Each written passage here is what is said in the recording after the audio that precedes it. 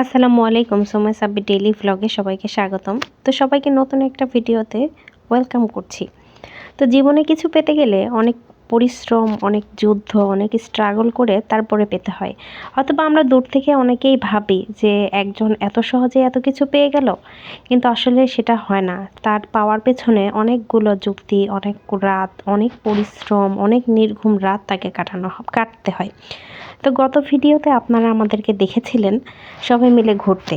তো যেহেতু আমাদের সান্তাহার যাওয়ার উদ্দেশ্য ছিল, কিন্তু আমাদের সান্তাহার যাওয়া হয়নি। তো ভিডিওর ইন্ট্রো দেখে বুঝতেই পারছেন আমরা এখন বর্তমান নাটোরের উত্তরা গণভবনের মধ্যেই সবাই মিলে গেলাম। তো ভাবলাম ওখানকার ভিউটা অনেক সুন্দর, আর ওখানে সবাই মিলে ছবি টবি তুলবো বা ভিডিও করব, বা সবাই মিলে একটা স্মৃতি থাকবো আর কি, স্মৃতিতে থাকবো, যার কারণে সবাই মিলে এখানে যাওয়া।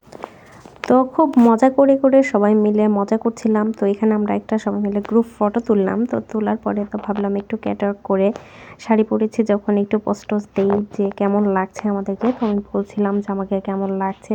তো সবাই বললো অনেক সুন্দর লাগছে, এবং সবাইকেই বেশ সুন্দর লাগছিল। আর আমাদের মেয়েদেরকে শাড়িতে আসলে সবাইকেই অনেক ভালো লাগে। তো আমরা এখানে সবাই মিলে আবার একটা করে সবাই মিলে পোজ দিলাম, পোজ দিয়ে গ্রুপে ছবি টবি তুললাম। তুলে সবাই মিলে ভাবলাম যে সামনের দিকে এবার আগাতে থাকবো। তো এখানে বিকেলবেলা যেহেতু হয়ে গেছে, অনেকে যাতায়াত করছিল এর মধ্যে যাওয়ার জন্য। তো সবাই মিলে ওখানে গেলাম, গিয়ে সবাই মিলে হইচই মজা আনন্দ করছিলাম।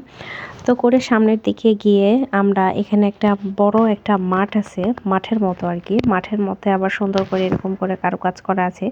আর এখানকার এই গাছগুলো বেশ দেখ মাশাল্লাহ খুব ভালো লাগে। জীবনের অনেক কিছু পেতে গেলে, যে একটু আগে বললাম না, অনেক ত্যাগ স্বীকার করতে হয়। আজকে হয়তো বা আমরা এখানেও আসছি সবাই মিলে এক জায়গায় হওয়ার পেছনেও হয়তো বা কিছুটা কষ্ট, কিছুটা পরিশ্রম, কিছুটা ত্যাগ অবশ্যই আছে। তাছাড়া হয়তো বা হতো না। তো ইমরান ভাই খুব ভালো করে ছবি তুলছিল। উনি ছবি তোলার ব্যাপারে খুবই এক্সপার্ট। তো কোথায় কিভাবে কোন অ্যাঙ্গেলে ছবি তুললে ভালো হয়, তো উনিই আমাদেরকে আর কি শিখিয়ে দিচ্ছিলেন। তো আমরা সেই হিসাব করে আর কি সবাই মিলে ছবি তুলছিলাম। তো সবাই মিলে ছবি তোলার পরে এখানে বিকেলবেলা দেখলাম মাশাল্লাহ অনেক বাইরে থেকেও কিছু লোকজন আসছে। নতুন দম্পতি আসছে, দম্পতিরাও ছবি তুলছে। তো নতুন দম্পতিদের দেখে নিজের জীবনের কিছু স্মৃতির কথা মনে হয়ে গেল। আর এই দিনটা কিন্তু আমাদের মেয়েদের জীবনে বলেন বা ছেলেদের জীবনে বলেন, সবার কাছে খুব স্পেশাল বিয়ের একটা মুহূর্ত।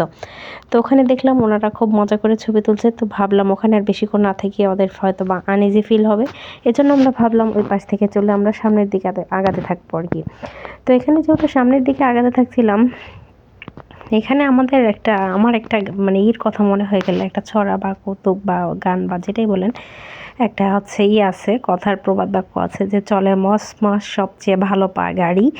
তো আমরা এই কথা বলছিলাম আর সামনের দিকে হাঁটছিলাম। আর এখানে আমাদের একটা ট্রেনিংয়ে আর কি শিখাই দিছিল একটা গান, চুঙ্কা লাগা চুঙ্কা লাগা চুঙ্কা লাগা চু, ফুঙ্কা লাগা ফুঙ্কা লাগা ফুঙ্কা লাগা ফু।